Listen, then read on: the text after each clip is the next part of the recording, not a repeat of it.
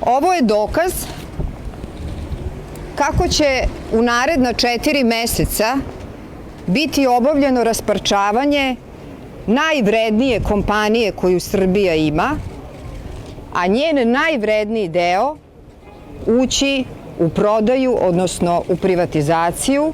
Konkretno, reč je o delatnosti distribucije EPS-a. Ako ne verujete Mariniki Tepić, ovde jasno piše, istakla sam i podvukla u ovom planu koji ćete dobiti i vi, gde se jasno vidi da će distribucija biti potpuno iščupana iz EPS-a i postati novo preduzeće. U prvom redu rudari i termaši, ali potpuna neizvesnost očekuje i 13.000 zaposlenih u delatnosti distribucije. I ovo se u jeku pandemije ne radi bez velike muke, a Vučićeva muka je što MMF-u mora nešto da ponudi. Mora da im stavi nešto na sto. Međunarodnom monetarnom fondu. To ne može da uradi više sa Telekomom, jer su od Telekoma napravili takođe gubitaša. Telekom je toliko prezadužen da je pojeo sopstvenu vrednost i ostao je EPS.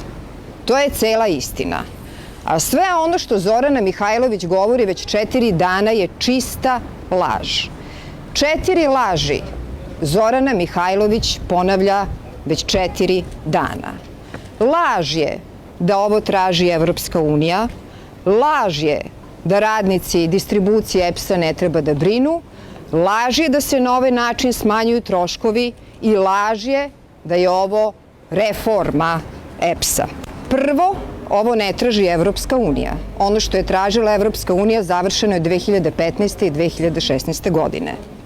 Istina je da radnici itekako treba da brinu, zato što će 13.000 radnika koje će iščupati iz sistema distribucije EPS-a biti u potpuno novom preduzeću sa potpuno neizvesnim statusom koje se priprema za prodaju, odnosno privatizaciju. Laž je da se ovim smanjuju troškovi, a istina je potpuno suprotna. Pa nam recite, gospođo Mihajlović, kako je moguće da se sa potpuno istom organizacijom u EPS-u, kakva je danas, 2016. da je ova kompanija poslovala pozitivno i da je dividendu uplatila u budžet, a danas je gubitaš. Taj novac je svakako, to smo i dokazali mesecima unazad, u džep stavljala bratija Brnabić, bratija ministarke Kisić, ultrakopi huligani, Sikvester, Kokeza i drugi na koji su se trošili milioni i milioni novca građana iz EPS-a. To su gubici koje je Grčić napravio od kada je preuzeo upravljanje EPS-om.